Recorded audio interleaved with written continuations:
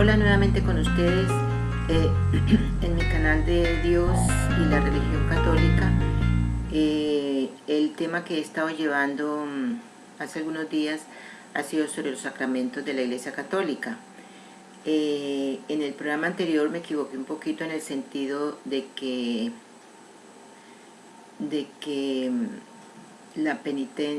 el último sacramento que vimos,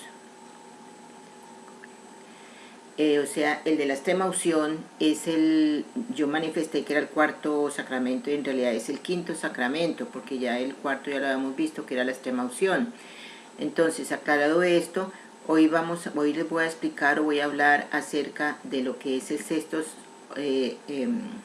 sacramento de la Iglesia Católica, que es el sacramento del orden, ¿sí? El orden sagrado es uno de los sacramentos de la Iglesia Católica. Consiste en la consagración al ministerio del servicio a la Iglesia, lo que le exige de dedicación plena y libre disposición. La doctrina católica indica que este sacramento se confiere a aquellos que, habiendo recibido un particular llamado de Dios y luego de haber discernido su vocación al ministerio sacerdotal, son considerados idóneos para el ejercicio de este. Es el único sacramento que pueden recibir los hombres, hasta la fecha no las mujeres, que eso quede bien claro, ¿sí? Jesucristo durante su vida pública instituyó un grupo de 12 personas a quienes llamó apóstoles y que le seguían en su vida y predicación itinerante por Galilea y Judea. Esto lo vemos, como siempre yo lo apoyo en citas bíblicas, en Marcos 3, 14, 15. A estos dio poderes especiales para expulsar demonios y curar enfermedades. Mateo 10, 1. Pero su misión principal era estar con él, con Jesús, y poder predicar el Evangelio. Luego el evangelista Lucas indica que Jesús escogió también a otros 72 discípulos. Los envió con idénticos poderes que los de los apóstoles. Eso lo vemos en Lucas 10, 1, 2. Estos apóstoles fueron quienes le acompañaron durante la última cena. Según el relato evangélico, tras entregar el pan y el vino y hacer alusión a su cuerpo y sangre, Jesucristo dijo: haced esto en memoria mía. 1 Corintios 11, 24 y textos paralelos, ¿no? Este texto es interpretado como una voluntad de Jesús de establecer sacerdotes que perpetuaran este recuerdo. Mas el día de la resurrección, Jesús confirió también a los apóstoles el poder de perdonar pecados en su nombre. Lo vemos en Juan 20, 21, 23. Y les confió las funciones de gobernar, enseñar y santificar dentro de su iglesia. Lo vemos en Mateo 28, 19, 20. En estos dos momentos solemnes, así como en la venida del Espíritu Santo en Pentecostés, que terminó de fortalecer a los apóstoles para la misión que habían recibido, la Iglesia reconoce la ocasión de la institución del sacramento del orden por parte de Cristo. Como en los demás sacramentos, no se trata de una institución jurídica, sino más bien de una intención que los discípulos han ido profundizando a lo largo del tiempo. Sin embargo, la misma carta a los hebreos, que subraya el acto sacerdotal de Cristo en el sacrificio y en la intercesión ante el Padre, la identificación que se hace del sacrificio con el ofrecimiento que Cristo hace de su cuerpo en la última cena y el mandato de repetirlo en su memoria, hacen ver que se trata de un sacrificio y que como tal es necesario un sacerdote. Ahora bien, no se afirma un sacerdocio distinto del de Cristo, sino más bien una participación conferida a los sacerdotes de ese único y sumo sacerdocio. Fíjense bien que es importante aclarar aquí en esta partecita de que cuando Dios otorgó a los apóstoles,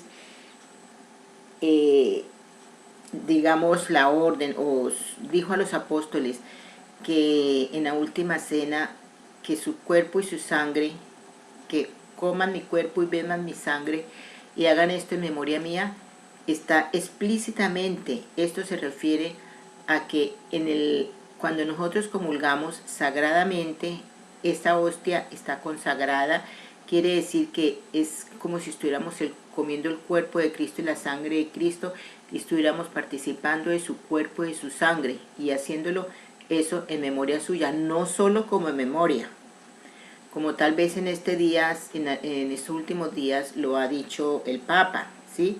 La Sagrada Comunión no es solo una memoria, no es solo un recordatorio, es una participación del sacrificio que Dios hizo en la cruz por nosotros.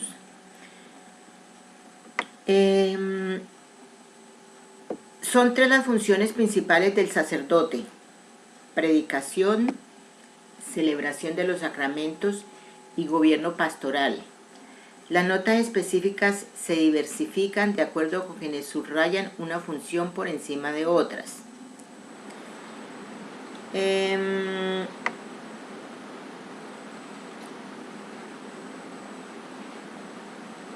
¿Cuáles son los grados o ministerios en cuanto a el orden de en cuanto al sacramento del orden? Los grados o ministerios inferiores se han desarrollado por diversas necesidades litúrgicas. En la tradición apostólica de Hipólito se menciona a los lectores y a los subdiáconos. Pero en realidad en la Iglesia Católica, la Iglesia asumió 7 grados como órdenes, como son los presbíteros, los diáconos, los subdiáconos, los acólitos, exorcistas, lectores y hostiarios.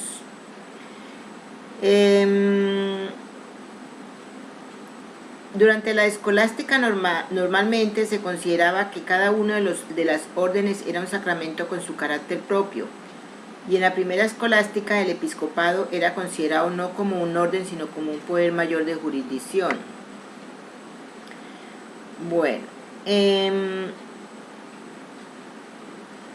es interesante hacer notar, por ejemplo, que la traducción de la Vulgata, Hechos 14:23, dice: designaron, constituyeron, cuando el texto griego habla de imponer las manos. Este rito se difundió invariablemente en toda la Iglesia, como consta en multitud de textos escogidos y comentados por Van Rossum, por ejemplo. No pocos teólogos considerarán como parte esencial del sacramento la entrega de objetos. Así quedó estipulado en la instrucción del sacramento del Sextum Sacramental, del orden del sexto sacramento. Ok, bueno, en eso no me meto porque es tal vez un poco de historia, que lo que hace es confundir la idea principal del tema, que lo quiero hacer de una forma sencilla y comprensible para las personas que me están escuchando. Según el derecho canónico de 1983, es el obispo consagrado el ministro del sacramento del orden. En la ordenación de un obispo se pide que haya al menos otros 2 obispos consagrantes. Ahora bien, no es lícita la ordenación de un obispo sin el permiso expreso del Papa. Esto es llamado mandato pontificio. En la ordenación de presbíteros para el clero diocesano ha de ser el propio obispo, o sea, el que gobierna la zona donde vive el ordenando, quien confiera la ordenación.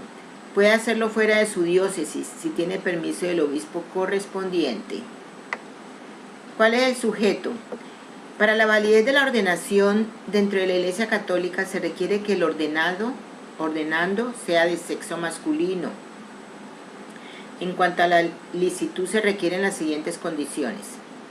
Se realizan las pruebas y condiciones prescritas, o sea, haber sido instituido como lector y acólito con 6 meses de antelación a la orden diaconal, haber solicitado por escrito la ordenación indicando que lo hace libre y conscientemente, el certificado de estudio, certificado de haber recibido el orden anterior y los ministerios según los casos, certificación del rector del seminario o del superior religioso. Que tenga las cualidades necesarias a juicio del obispo propio o del superior mayor de la orden religiosa. Que no le afecte una irregularidad o impedimento. Como pueden ver ustedes, respecto a los sujetos de lo que es el sacramento de órdenes, no cualquiera puede realizarlo. Para eso se requieren estos pasos citados anteriormente, que son exigentes, porque para poder representar bien a Cristo aquí en la tierra.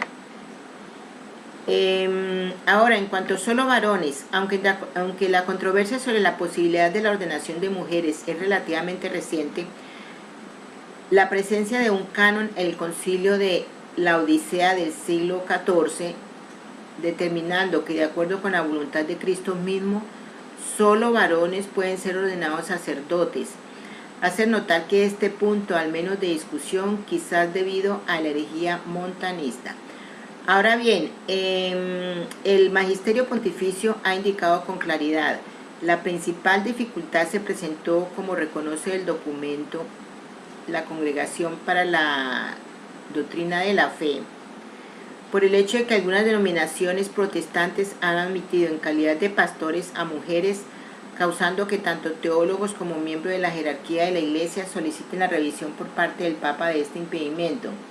Sin embargo, el mismo documento reconoce que la Iglesia, por fidelidad al ejemplo de su Señor, no se considera autorizada a admitir a las mujeres a la ordenación sacerdotal. Afirma además que la tradición de la Iglesia ha sido tan firme a lo largo del tiempo y en contra de algunas herejías que se habían instituido en ese sentido, que no había sido necesario intervenir definiendo al principio, dado que se trataba de una ley no controvertida. Por otro lado, Cristo solo escogió a los hombres tanto para ser sus apóstoles como para los 72 discípulos que envió a predicar, y esto no por condicionamiento cultural, pues ya contaba con mujeres que le seguían y le ayudaban, cosa inaudita entre los rabinos del tiempo, sino que también encomendó a mujeres misiones de gran importancia como el anuncio de la resurrección, Mateo 28:7. El principal argumento usado por los documentos magisteriales es que el sacerdote actúa en la persona de Cristo. Por lo tanto, las controversias suscitadas son una invitación a descubrir de nuevo el lugar original del sacerdote dentro de la comunidad de los bautizados, de la que él es ciertamente parte, pero de la que se distingue, ya que en las acciones que exigen el carácter de la ordenación, él es para la comunidad. Con toda la eficacia que el sacramento comporta, la imagen, el símbolo del mismo Cristo, que llama, perdona y realiza el sacramento de la alianza. Ok. El celibato. Muy importante ese tema del celibato. Mientras que para los diáconos que han contraído matrimonio antes de la ordenación no es una obligación, excepto en caso de muerte de la esposa, para presbíteros y obispos es un requisito indispensable en la Iglesia de rito latino, no así para la Iglesia católica, ¿no? A ver, para que me entiendan un poquito. Para los presbíteros y obispos es un requisito indispensable en la Iglesia de rito latino, no así en la Iglesia católica de rito oriental, donde los presbíteros pueden ser casados o célibes, pero no pueden casarse, y en donde los obispos deben ser célibes. El celibato no fue la norma durante los primeros siglos de la Iglesia, sino que fue parte de un proceso que no culminó sino hasta el siglo XII. Bueno, aproximadamente, ¿no? Sea por su valor como ideal para la vida sacerdotal, sea en cuanto a imposición de vida a una ley eclesiástica, el celibato de los sacerdotes dentro de la Iglesia católica ha sido muy contestado. Hay quienes critican que la ley del celibato, afirmando que se trata de una asimilación con aspectos propios de la vida religiosa. Finalmente, hay quienes sostienen la necesidad de abandonar dicha ley debido a la escasez de vocaciones, a las infidelidades de algunos, al abandono del estado sacerdotal, a motivos ecuménicos, etc. Sin embargo, los documentos de la Iglesia han defendido siempre esta práctica a partir de la meditación de la elección de Cristo mismo. Se dice que no fue necesario que Jesús viviera en castidad, sino conveniente, y Dios lo asumió. Estaba totalmente consagrado al Padre, y era tal la consagración a la que le impedía tomar mujer. ahí está el meollo de la cuestión, queridos oyentes. Es que cuando Cristo pidió que le hicieran a él, es que lo siguieran aquellas personas que solo iban a dedicar, que por amor al Padre predicaran el Evangelio, dejaran toda la vida terrenal, todo lo que corresponde a la vida terrenal, para que le siguieran a él. Y entre toda esa parte de la vida, pues está lo que es tener una pareja, ¿sí? El sacerdote implica una orientación análoga de consagración. Además, esto le ayudó a Cristo en su misión universal. Todo el que hace la voluntad de Dios, ese es mi hermano y mi hermana y mi madre. Lo vemos en Marcos 3:35. Su celibato no fue una creación contra el matrimonio, eso debe ser claro, ¿no? Porque él mismo, Dios mismo instituyó el matrimonio, entonces eso era como si fuera en contra del matrimonio. Lo que pasa es que él dijo, quienes me sigan a mí, quienes sigan al Padre, tiene que ser tal su dedicación que no tienen que tener otra distorsión, otro amor por nadie más, porque ese era el deseo de Jesús. Si alguno viene en pos de mí, sin odiar a su padre, a su mujer, a su madre, a sus hijos, a sus hermanos, a sus hermanas, incluso a su propia vida, no puede ser discípulo mío. Eso lo dijo Jesús, lo vemos en Lucas 14:26. Muchas personas no saben esto, personas que ni por equivocación han abierto una Biblia, y ahí lo dice muy claro. Este texto implicaría una resolución enérgica de separación, dado que él mismo habló de los deberes de los esposos y de la fidelidad. Difícilmente se puede estar refiriendo a un matrimonio ya realizado. Por tanto, se habla acá de la renuncia a la vida matrimonial. El celibato es así una condición dentro del campo de la consagración del sacerdote. Significa una preferencia incondicional de amor dedicado a Cristo.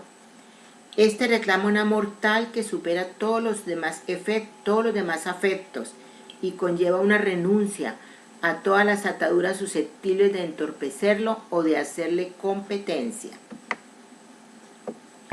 A causa del reino de Dios, eso lo vemos en Lucas 18:29, es la causa de la renuncia en este texto. El horizonte no es el de la perfección personal, sino el del reino.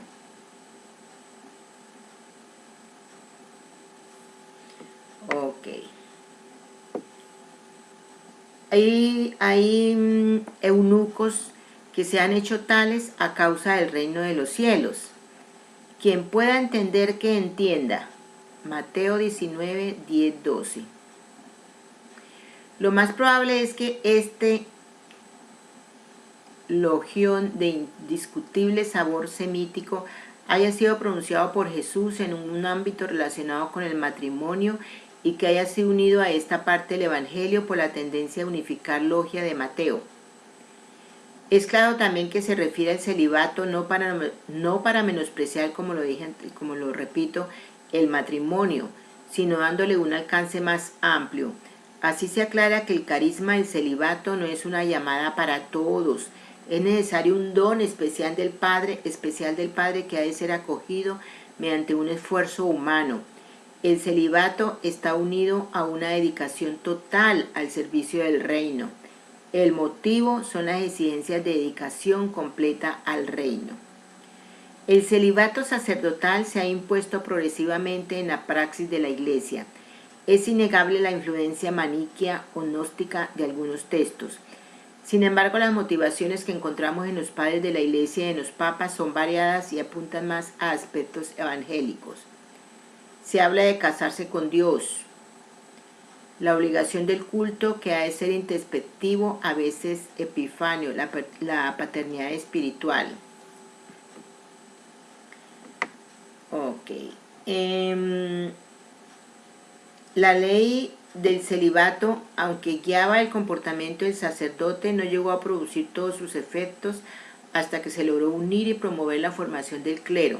Eso fue después del Concilio de Trento. Ok. ¿Cuáles son los efectos? Los efectos del sacramento del orden son de carácter indeleble. Implica una configuración con Cristo que permite al ordenado actuar como representante de Él en su calidad de cabeza de la Iglesia, en las tres funciones de sacerdote, profeta y rey. Como en los demás sacramentos que implican carácter, se trata de una señal indeleble, por lo tanto, quienes abandonan el ministerio o son suspendidos no pierden el carácter. Se menciona también una gracia especial del Espíritu Santo en los diversos grados. Perdón. Para el obispo se trata de un don especial de fortaleza. El sacerdote recibe la gracia necesaria para actuar como tal en el lugar de su jurisdicción, y el diácono para el servicio del pueblo en la predicación y la caridad. ¿Qué rito se ejecuta en el sacramento del orden? La ceremonia en la que se impone el orden sacerdotal ha de ser presidida por un obispo. En ella, el obispo confiere a un laico, diácono o presbítero cualquiera de las tres órdenes, invitando al ordenado a formar parte de la jerarquía de la Iglesia Católica. Que el celebrante sea un obispo asegura la sucesión apostólica, ininterrumpida desde los primeros días de la Iglesia, hablando expresamente de la Iglesia Católica, ¿sí? En la liturgia católica, el orden se confiere por medio de la imposición de manos, que es el signo del sacramento. Dicha imposición es acompañada de la oración del obispo ordenante, llamada también oración consecratoria. En ella se pide al Espíritu Santo que confiera a los candidatos el sacramento del orden sacerdotal en el grado correspondiente, diaconado, presbiteriado o episcopado. A estos ritos esenciales se le han añadido otros ritos, entre los que se pueden destacar la entrega de instrumentos o la postración. Mediante este sacramento se invita al clérigo a proclamar el Evangelio, a celebrar los divinos misterios y a guiar al pueblo de Dios. Recordemos, proclamar el Evangelio fue una orden de Jesús cuando estuvo en la tierra. El sacramento del orden se recibe en plenitud cuando se confiere el episcopado a un sacerdote, es decir, cuando un sacerdote es ordenado obispo. En la ordenación de un obispo debe de haber al menos 3 obispos. Solo puede ser sacerdote el hombre bautizado que a juicio del propio obispo o superior reúna las cualidades requeridas y no tenga ningún impedimento. El rito tiene como elementos la imposición silenciosa de las manos y la oración ritual. Pues la oración varía según los grados, eso ya no es parte de mi explicación, ¿correcto? Yo creo que hasta ahí le llegó esta parte de lo que es el orden, el sacramento del orden. Igual, nuevamente los invito, si tienen dudas, si quieren verificar todo lo que yo he dicho en este video, pues simplemente háganlo por ustedes mismos. Ahí están las citas bíblicas, verifíquenlo ustedes y léanlos, que es muy bueno porque esa es mi intención, que reavivamos nuestra fe acerca de todo lo de nuestra Iglesia Católica en este momento de crisis. Si les gustó este video, por favor, dedo arriba, suscríbanse a mi canal, es gratis. Y bueno, no siendo más, esperen el nuevo video que también va a ser muy importante, en el cual tal vez terminaremos lo relacionado a los sacramentos. No siendo más, que Dios los bendiga. Les deseo un feliz día, una feliz tarde o una feliz noche. Bye bye.